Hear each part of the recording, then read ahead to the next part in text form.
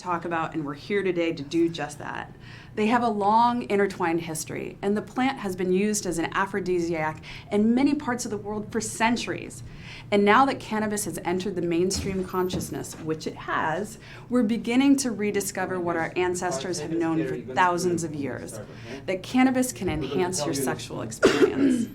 Joining me today is my friend and HelloMD's Chief Medical Officer, Dr. Patricia Frye. And she's here to answer some of the most commonly asked questions about cannabis and sexual health. During this live episode, you can use the chat and ask Dr. Frye any question you have about sexuality and cannabis, and she's going to answer as many as possible. All right, let's get into it. Welcome to HelloMD Live. And I am so excited to be here today to talk about sex and cannabis, two of my favorite topics, and I am joined here by Chief Medical Officer Dr. Patricia Frye. Thank you so much for joining us here today. It's my pleasure. So I'd like you to take a moment to talk to the audience about how did you end up here today as an expert talking to me about sexual health and cannabis? Well, it's interesting that I started my career in cannabis medicine with HelloMD back in 2015. You were our first doctor. I was your first doctor, and at that time I didn't know a thing about cannabis.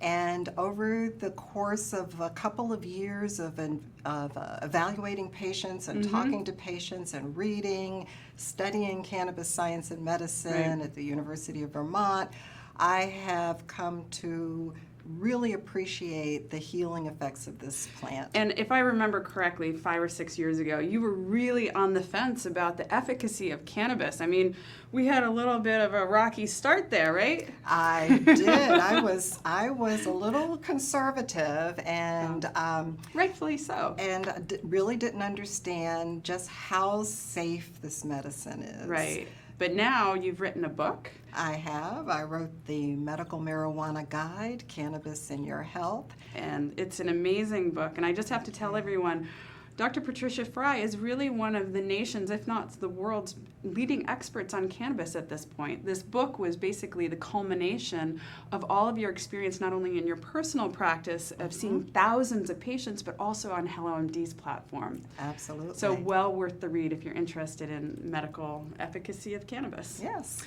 And so anything else to say about your experience with cannabis and what led you here today? Just that cannabis is, I consider it a mini pharmacy within a flower, and it can impact a number of organ systems in the body.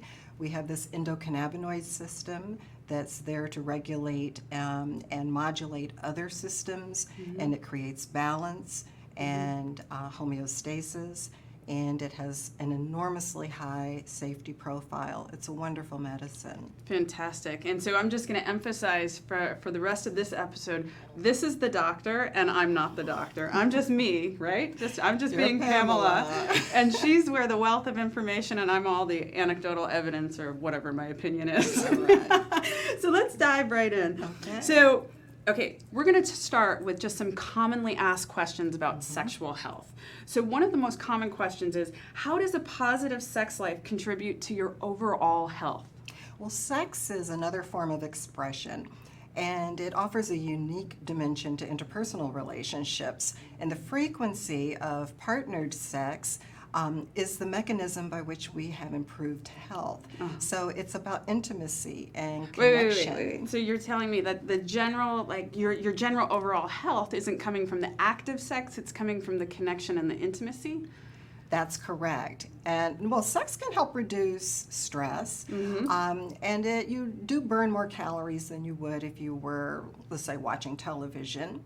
And there is some vasodilation and increased heart rate, which can improve delivery of oxygen and nutrients to the cells. Right. But the basic connection, the human connection, the intimacy, the relationship is what gives people good health. Right. Well, that's not a great advertisement for Tinder. All right. Okay, so let's go on. We're going to talk about a fun fact. So, I love this one. Okay. So, women have scored big on this one. So, women, apparently, their orgasms last for 20 seconds. And guess how many seconds a male's orgasm lasts? Pamela, I don't know. Only 6. Oh. Woo! That's score 1. Okay, so do you want another fun fact? I do. Okay, because I love the fun facts. Okay. Did you know that researchers have found that there is a correlation that if you work more, you're actually having a lot less sex? And the saying goes that you're actually compensating for having less sex by working more. What do you think about that? Oh, I think it could be the opposite. I think it could be that people are working longer hours and not taking the time to relax and to nurture relationships. So we need to move into a model of radical self-care and have more money and more sex. Yes, balance life and work. Okay, so we're going to continue on with some of our questions. So another commonly asked question is, what causes sex to change as you age? Well, first of all, people age at different rates, and there are a lot of people who age and still enjoy sex. But for particularly women, as the estrogen levels decrease in the body, it can lead to vaginal dryness and it can cause some painful sex. The decrease in estrogen, too, can decrease the desire or the libido. And can you boost your estrogen levels and counteract that? Some patients can, but estrogen is contraindicated for a number of women, so that they need to talk to their doctors about adding estrogen to their regimen, be it pharmaceutical or nutritional. Soy is a source of estrogen. Oh, interesting. That's interesting. So as we age, there are some sort of Debbie Downers about sexual health and having sexual activity. But can I tell you another fun fact? Okay. I really like this fun fact because it sits so well with me, which is Time Magazine actually came out with this interesting article about the cougar sex. I think the magic of cougar sex or something like that. And it basically says that women in middle age have higher sex drives, and it's actually due to evolution. And so they have higher sex drives than women in their teens or women in their 20s and even early 30s. And the idea is that as we age, we want to continue to procreate. And so because it may be a little bit harder, we're having more sex. What do you think about that? I think that's pretty interesting, and it makes sense. Yeah, I think it does make sense as the eggs are aging and you need to use things up before they go bad. I can see where there may be an evolutionary advantage to being more sexually active in your early 40s. Right. Well, sounds good to me. Okay, so here is another question, but this one is now about cannabis and sex. So what are some ways that marijuana can contribute to having better sex? Well, it can contribute to better sex in a number of manners. And a lot of it is dose dependent. So you have to be careful with proper dosing, but it can impact all phases of sex. It can increase libido or desire. It can facilitate arousal, which would be erection in men or lubrication in women. It can increase the intensity of orgasms, and some people or partners who use cannabis with sex actually have multiple orgasms, both men and women. Interesting. I like the sound of that. And so what about cannabis that is more sedating or more stimulating? Do you have anything to say about that? Well, I think that there are different varieties of cannabis and patients respond to them all differently. You cannot hang your hat on whether something is a sativa or an indica or a hybrid. You have to kind of try it and see how you respond. Some of the more relaxing varieties can decrease anxiety. They certainly all can decrease pain. And THC is good for mood elevation. And so when you decrease anxiety, decrease pain, increase your mood, that all leads to more enjoyable sex. THC also can block protruding thoughts. It can increase focus and have you more in the moment. There's an SNL skit where one of the characters makes a statement. She's having sex with her husband and she says, "Hurry up, the dryer's buzzing." And so THC kind of helps you forget about the dryer and the laundry. I don't want to be thinking about the dryer while I'm having sex, right? No dryer. Okay, so another fun fact.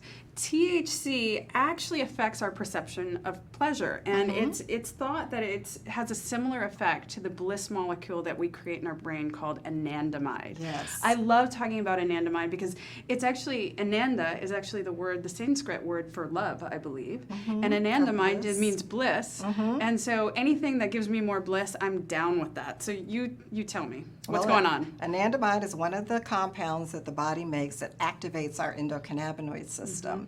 And it is called the bliss molecule because it does, it will stimulate certain areas of the brain that are involved with sex, with pleasure, with reward, and it is a pain reliever, it elevates mood, it balances out a lot of issues. Right.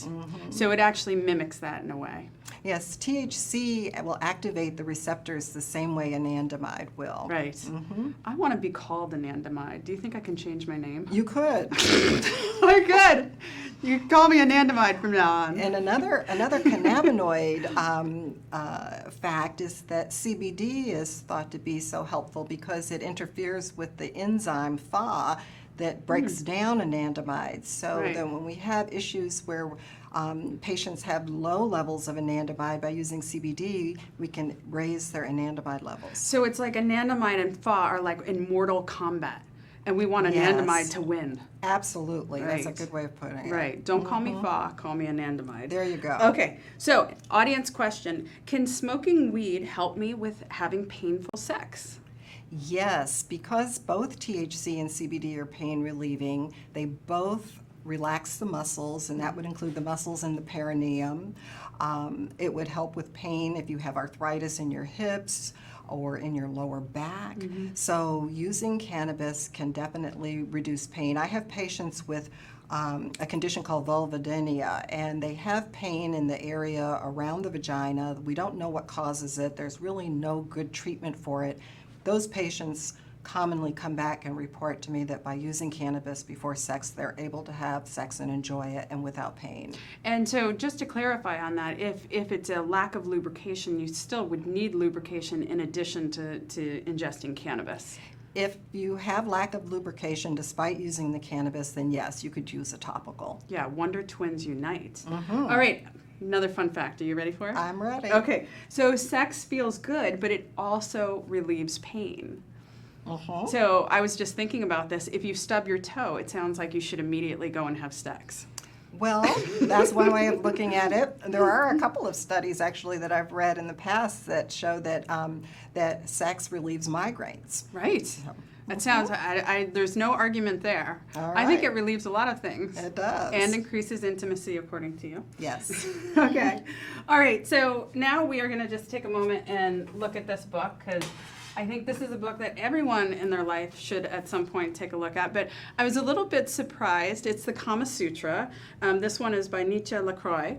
The last time I looked at it, it was actually full of illustrations. And I actually can't open this to many pages because it's no longer illustrations. We'll just give you an idea there. So, but the Kama Sutra is a really interesting book. And Sir Richard Burton says, the Kama Sutra, a treatise on men and women, their mutual relationship and connection with one another. And it's an ancient script.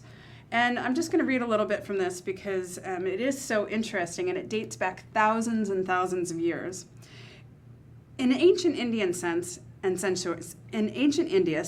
sensuality were seen as two sides of the same coin. To embrace and enjoy sex was considered to be an integral part of the journey of life, to be enjoyed without guilt. Sexuality was at the very heart of all Hindu culture, including poetry, art, and music. Ancient Hindu sages preached the importance of sexual love. Temple walls and religious caves were carved with exquisitely erotic sculptures, and Hindu paintings detailed explicit sexual activities. One Hindu text has famously stood the test of time to become the definitive practical guide to great sex, the Kama Sutra. Are you ready to go on to the next question? I am ready. All right. Okay, so next audience question. Can cannabis help with performance anxiety? Absolutely. Both THC and CBD are anxiety-reducing agents. THC, though, you have to be careful about the dosing. You have to keep the dose low. If you take too much, it will increase your anxiety and even to the point of causing paranoia. So as long as you're careful with your dosing, it will help performance anxiety for sex and for presentations at work and for other issues as well. Right. I actually used to have a lot of anxiety. I went from being somebody without anxiety to having anxiety and ended up having panic attacks when having to do something like this. And I found that CBD was what actually, I don't have anxiety anymore. I still get worry or concern, but that's certainly not something that we want to be dealing with if we're trying to have a wonderful sexual connection with somebody. Exactly. So what is your suggestion to people about finding that right dose? Always start with a low dose and gradually increase it. Everyone responds to cannabis differently. If you take too much, you have to wait for it to be metabolized and to leave your system, which can ruin the evening if you do take too much. That'll ruin any evening. That's true. But cannabis is using cannabis is like using alcohol. A little bit can be anxiety reducing. It can decrease inhibitions. It can help you relax. It helps with muscle relaxation. But if you take too much, it can ruin the evening. Yeah. Great sound advice from the doctor over here. Okay, so let's talk about the difference between cannabis effects on women and men's sexual experience. Well, with women, as we mentioned, cannabis can decrease anxiety, it can relax the muscles in the perineum, it can alleviate pain in the area, and women don't seem to be as affected by dosing issues as much as men. With men, the cannabis can help with desire or libido. It can increase arousal, can help with erections. But if they use too much THC can actually, well, they may maintain an erection, which is fine for the woman, but they may have a lot of difficulty climaxing or having an orgasm. Well, that can just keep going on and on and on. But did you know that most women really don't like to have sex for on and on and on and on? Well, that's an interesting fact. Tell us more. I did not know that. Yes, the studies have found that men think that women like having sex much longer than they really do. Wow, okay. Yes. Well, let's go on to another fun fact. That was a really interesting one. Okay, so fun fact is that men, you can see right here, average 9 erections a day, and 11 erections at night. I do not know what's going on here. How are men getting anything done? That's an average of 20 erections a day. How is this happening, Dr. Frye? I don't know. I didn't know that. This is news. I know, it's news to you, and it's news to me. That's why women are so efficient in their lives. Okay. So let's go on to the next question. Okay, so this is an audience question. What would you recommend for post-prostatectomy, urinary incontinence, and erectile dysfunction? That's a big question. That is a big question. Again, it's back to the trying different varieties of cannabis, trying things with THC. For a man, I would not go over 5 or 10 milligrams of THC to start, and rarely do they need more than that. If they go higher than that, then it may interfere with ejaculation. But it's about finding a variety of cannabis that works for you. There's nothing really specific about those conditions. It's still about starting with low doses and gradually increasing the dose until you feel better. And with your experience within your practice, is there any method of consumption that is preferred, that you prefer to tell patients about? I recommend using inhalation for sex. So like vaping or smoking flower? Vaping or smoking flower. And I prefer flower to the concentrates because the flower is going to have that full entourage effect of all the terpenes and flavonoids and other cannabinoids that are in the plant. And just let me stop you right there. So the terpenes are actually, I consider them like the essential oils of the plant, and each flower has different terpenes. So some might have limonene, which is that lemony, beautiful smell. And terpenes exist fruits, vegetables. Is it vegetables or is it just fruits? Throughout nature. Throughout nature. Even insects have terpenes. And so the terpenes actually affect the overall effect that the flower will have on you as well. Yes, you can have 2 cannabis varieties, the same amount of CBD or the same amount of THC, and they will have different effects because of the terpenes and flavonoids. Yeah, it's actually a lot more complex than we originally thought. And I also like inhalation because it gives the couple, the onset of action is predictable. It's going to take about 15 minutes at max. You don't want to wait hours for an edible to kick in. And it's an opportunity during foreplay to share. You know, it can be part of the preparation of getting ready for sex. It's sharing that pipe or joint or however or vaporizer. You make that sound attractive. Yeah. Okay, so next question. Do you have any advice for someone who wants to add cannabis into their sex life for the first time? Again, you try some different varieties before the big day and see how it The big day. It's like it's a marathon or something, or like a show. You don't want to blow it, and you start with small amounts. So if you're using inhalation, you start with 1, at the maximum 2 puffs, and you wait. You wait 10 to 15 minutes and see how it affects you. If that's enough, you stop there. If you don't feel the effects, you can take another puff.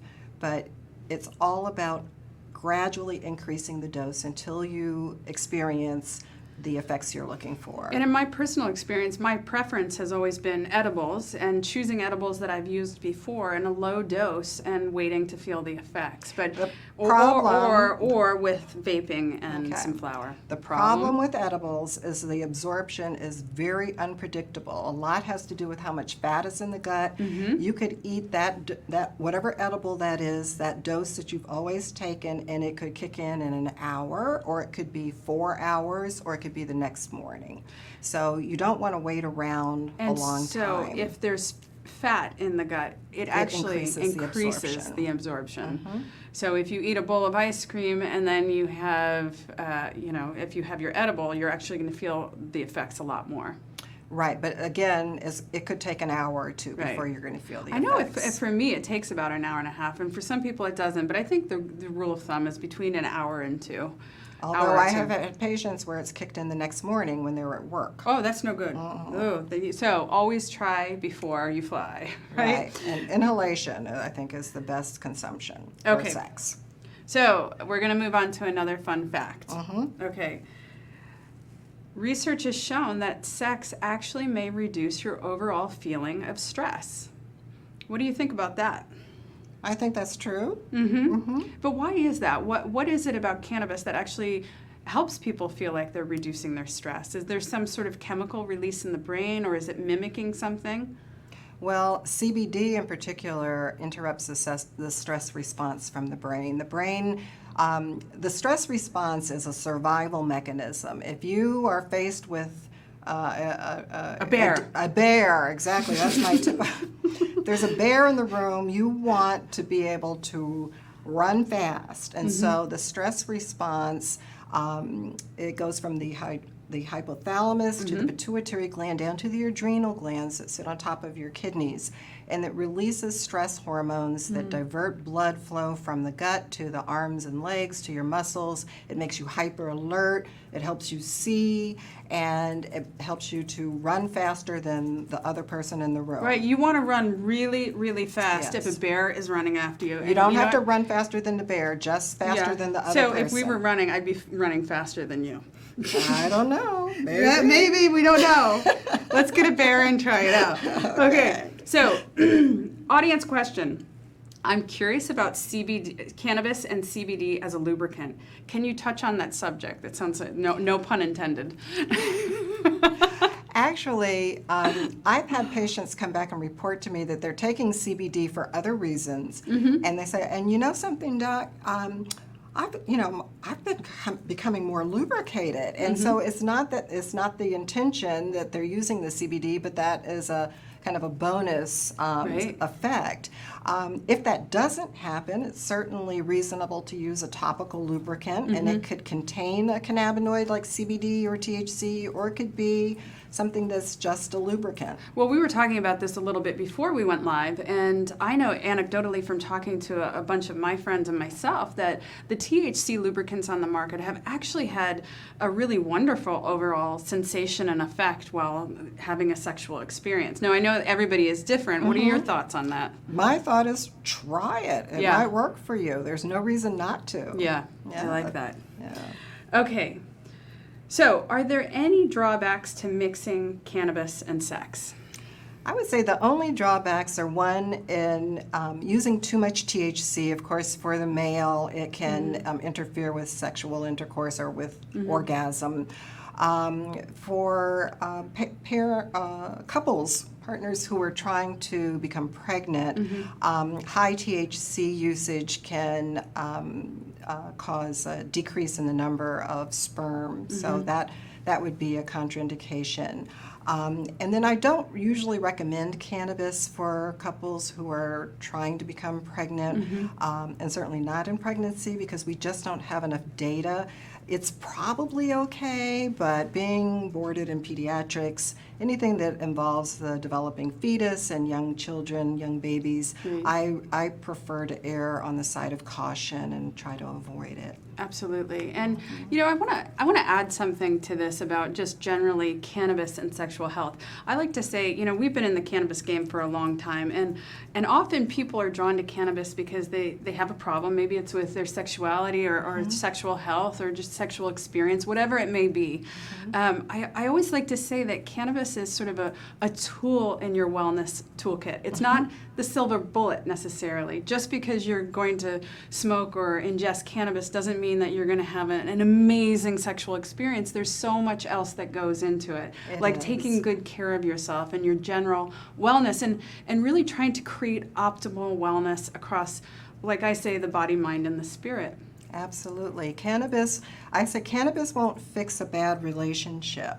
If you're having issues, I'm sorry. It's true. But let me tell you, there are going to be people say, "Oh, I'm going to use some cannabis and everything's going to be great." Yeah. So if you're in a relationship that needs some work, do the work. Yeah. See a counselor, see a therapist, do the work. It's kind of like but add the cannabis to it's help the with the icing. physical. Yes. Yeah, it's the icing on top of the cake. Yes. It's not the cake itself. Exactly. Okay, so we're going to be wrapping up soon, but we do have 2 more audience questions.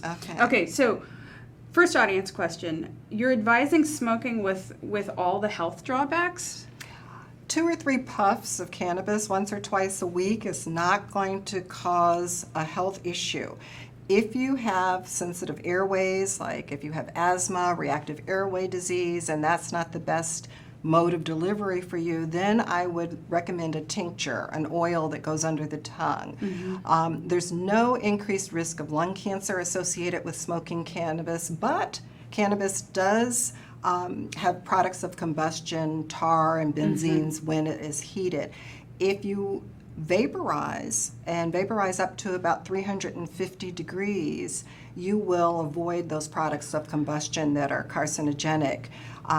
Some patients don't like to vaporize, but vaporizing a little flour now and again, a couple of times a week is not going to cause you an increased sputum production or cough or some of the problems we see with habitual smoking of cannabis. I love this question. It's really actually a great one because, it emphasizes, as with so many things in life, it's about moderation. Absolutely. And, we don't have to be smoking bowl or joint after joint after joint in order to receive the positive benefits.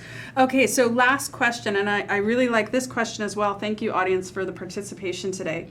What are the effects when cannabis is taken with Cialis? And maybe you can tell everyone what Cialis is as well. Cialis is a medication for men with erectile dysfunction, and there's no contraindication to using cannabis with Viagra or Cialis or any of those types of medications. They can be used safely and together. Fantastic. Yes. I love good news. All right. So thank you everyone for watching. And this is our Ask a Doctor series. And we're going to have many, many upcoming episodes. This was our first one. I loved being with you here, Dr. Frye, about sexual health. So tune in next time and thank you again. Oh, and I have one last thing. I'm going to read from this book. Okay. So to end our series today, or our episode, it is an absolute human certainty that no one can know his own beauty or pursue a sense of his own worth until it has been reflected back to him in the mirror of another loving, caring human being, by John Joseph Powell. I think that's a beautiful quote to end this on, because the reality is sexual health and sexual intimacy, it's about sharing that with somebody else. And I believe, and I know you believe, that it's that sort of connection and intimacy that helps to boost our overall wellness. Thank you so much for joining us today. We'll see you next time.